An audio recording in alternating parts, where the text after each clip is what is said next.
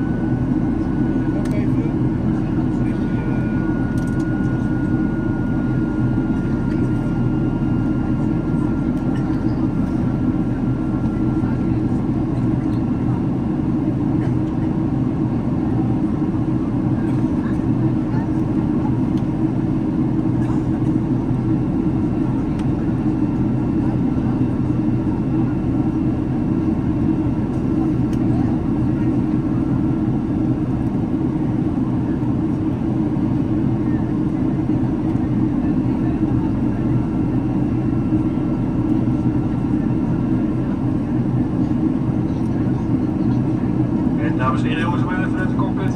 Dus u merkt dat bij onze landing afgebroken. Wat te maken met een hoge snelheid ten opzichte van de grond. Er stond minder wind dan voorspeld, daardoor in de snelheid minder snel terug. Je zal begrijpen dat we een hogere snelheid dan berekend onze landing niet kunnen voortzetten. We gaan ons nu positioneren, weer voor de landingsbaan. En dan gaan we onze dadelijk de landing nogmaals inzetten. Excuses voor de opgelopen vertraging. En uiteraard alsnog een heel fijn verblijf te kijken.